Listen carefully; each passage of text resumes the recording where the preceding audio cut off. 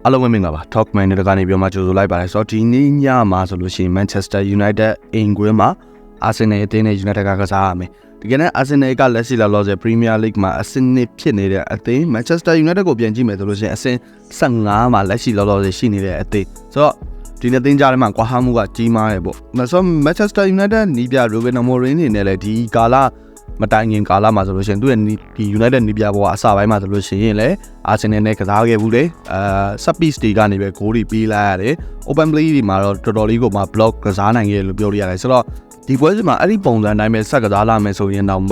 တိတ်ပြီးတော့မှထူးဆန်းခြင်းစရာမဟုတ်ဘူးဒါပေမဲ့အဲ့ဒီတုန်းကလူစည်ရင်လောက် Manchester United ကအခုနေတာမှာမစုံလင်တာကိုတွေ့ရလိမ့်မယ် Manchester United ကလက်ရှိလောလောဆယ်လူစည်ရင်ရဆိုလို့ရှိရင် draw ကိုမပါနိုင်ဘူးဒါအပြင်ကိုကျွန်တော်တို့ rotate လုပ်ရမယ့်လူစည်ရင်ကဘာမှပါမလာနိုင်ဘူးပြီးခဲ့တဲ့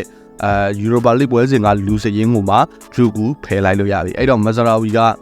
win back ကိုသွားရမယ် Mazraoui win back ကိုသွားလို့ရှိရင် center back မှာဆိုလို့ရှိရင် Lindelof ကို maybe သုံးလာနိုင်တယ်ဒီလောက်ပဲ Manchester United နဲ့ပတ်သက်လို့ပြောင်းလဲလာနိုင်တဲ့ကိစ္စကအဲ့ဒါလေးပဲရှိလိမ့်မယ်ဒါအပြင်ကိုကျွန်တော်တို့ဒီနေ့သိရဲ့ထိတိုက်တွေးဆုံမှုတွေဖတ်တွေအချက်လက်တွေကိုပြောမယ်ဆိုလို့ရှိရင်နောက်ဆုံး league ပွဲ Arsenal နဲ့4ပွဲတွေ့ထားတယ်အဲ့ဒီ4ပွဲမှာ Manchester United ကရှုံးနေထားတယ်ဒါအပြင်ကို Arsenal က Manchester United အိမ်ကွင်းမှာလာကစားထားတဲ့နောက်ဆုံး10ပွဲစလုံးမှာဆိုလို့ရှိရင်လည်းဂိုးသွင်းထားတယ်အားလုံးပေါင်း73ဂိုးလောက်ရှိမယ်Amorim United နီးပြပြစကိုင်ကလေးက Amorim ကဒီအသင်း Amorim ရဲ့ United ကဥဆောင်ကိုပေးထားတာ12ပွဲတောင်ရှိတယ်ဒါကဒီယာဒီမှာဆိုလို့ရှိရင် Leicester ပြီးလို့ရှိရင်အများဆုံးသောပမာဏပဲဆိုတော့ Arsenal အသင်းရဲ့အချက်လက်တွေကိုလည်းပြန်ကြည့်လို့ရှိရင် Arsenal အသင်းကပွဲချိန်32မိနစ်နဲ့40နဲ့မှ5မိနစ်ကြားမှာဆိုလို့ရှိရင်သူတို့သွင်းဂိုးတွေရဲ့22ရာခိုင်နှုန်းတောင်ရှိတယ်ဆိုတော့အဲ့ဒီကာလမှာ Manchester United နဲ့ကောင်းကောင်းပထမပိုင်းတစ်ပိုင်းလုံးကိုကောင်းကောင်း handle လုပ်နိုင်ဖို့အတွက်လိုအပ်တယ်ဒါအပြင်ကို Manchester United ကသွင်းဂိုး36ရာခိုင်နှုန်းလောက်ကပွဲချိန်86မိနစ်နဲ့မိနစ်90ကြားထဲမှာလာတယ်ဆိုတော့စတုတ္ထအပိုင်းခြားပေါ့နော်အဲ့ကာလမှာလာတယ်အဲ့တော့ Manchester United အနေနဲ့ကတော့သေချာပေါက်ဒီပွဲစဉ်ကို block လုပ်ပြီးတော့မှကစားဖို့ပဲရှိမှာပဲ Manchester United နဲ့ Arsenal နဲ့ဂျားတွေကဒါဘီဆိုတော့ sense မျိုးကို Manchester United အသင်းသားတွေအနေနဲ့ထည့်ထားဖို့အတွက်လိုအပ်လိမ့်မယ်ဒါအပြင်ကို Arsenal ကနောက်ဆုံးသောပွဲတွေကိုပြင်ကြည့်မယ်ဆိုလို့ရင် Premier League နောက်ဆုံးနှစ်ပွဲဆက်ဂိုးပေါက်ပြောက်ထားတယ် Forest က West Ham ဒါပေမဲ့လည်းပြီးခဲ့တဲ့ Champion League ပွဲမှာPSV ကို 1-7 ဆိုတော့ရတဲ့နဲ့အနိုင်ယူထားတယ်။ Arsenal ရဲ့ tight save ကိုကြည့်မယ်ဆိုလို့ရှိရင်လည်း Saka မပါဘူး။ပြီးတော့လို့ရှိရင်လည်း Martinelli no ပြီးတော့လို့ရှိရင် Kai Havertz မပါနိုင်ဘူး။အဲ့တော့သူတို့ရဲ့ tight save မှာဆိုလို့ရှိရင် Trossard က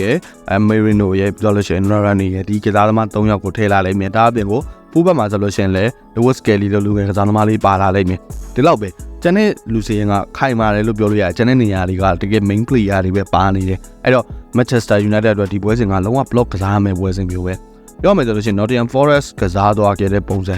အဲ့ပုံစံက Manchester United နဲ့အနီးစပ်ဆုံးတူတာလိမ့်မယ်လို့ထင်တယ်အဓိကပဲ Central Zone ကို block လုပ်မယ် United အနေနဲ့ counter ကနေကြိုးစားမယ်ဒီပုံစံမျိုးကိုပဲဒီပွဲစဉ်မှာတွေးလာရနိုင်ချေရှိတယ်ဒါပေမဲ့ဘယ်လိုပဲနေ Manchester United